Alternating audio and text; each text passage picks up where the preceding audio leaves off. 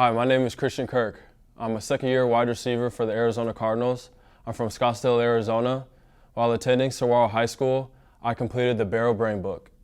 From what I recall, seeing teammates going through concussion protocol is usually after they take a severe hit or some type of high impact, kind of head trauma, on the field. The trainers are notified immediately, and they immediately pull the player off the field and immediately go into concussion protocol on the sideline, putting players through different tests to see, if they, do have symptoms of a concussion.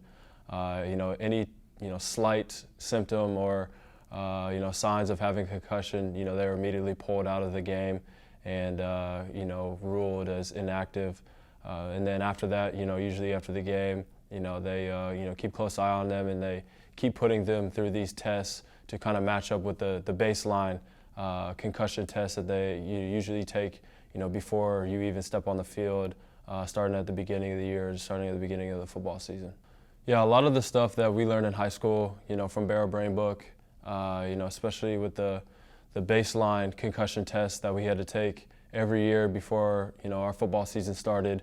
Once a kid, was diagnosed with a concussion or showed any symptoms of a concussion, like I said, similar to now, you would have to take the Barrow Brainbook test once again to be able to step back onto the field, and they would compare the results, and that's how they would be able to tell if you were concussion free or not. Advice that I give to a student athlete that may think that they have suffered concussion is definitely go tell somebody immediately. If you feel any signs of dizziness, blurred vision, you have a headache, definitely pull yourself out of the game and go say something. It's the players and the athletes that try to tough it out and stay on the field, because they don't want to lose the game or they don't want to let their teammates down. Those are the ones that get hurt, even more severely. And so make sure you go tell somebody. Listen to what the professionals are saying. They're trying to do it, for your best interest and for your future. Because at the end of the day, the sport that you play ends one day, and you don't want this to affect your future. It's very important for student athletes to take care of their body and try not to tough through injury, especially when it comes to a concussion.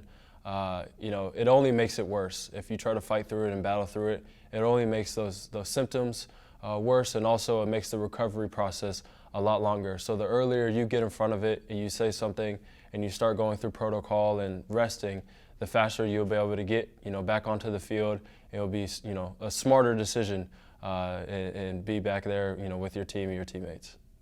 Athletic trainers are very important, especially when it comes to high school sports. I know my high school trainer was a very close person to me, and just my success in high school, but just anything that I had, I was able to come to her, and she was very knowledgeable on what needed to happen, especially when it came to concussions, and anybody that had a concussion or had symptoms of a concussion, she was right on it, right when anybody would show symptoms, and just all the things that she would do, and making sure that she's not cutting corners when it comes to the protocol, making sure guys are going through the full entire protocol, and making sure they have enough time to really rest and recover, and that the inflammation that has gone down, and that they're ready to play. But nationwide, these athletic trainers are so crucial, and especially in these young kids' lives, that are playing football, and especially when it comes to concussions. I want to congratulate the Barrow Neurological Institute and Dignity Health for reaching an incredible milestone. 1 million students have now completed the Barrow Brainbook.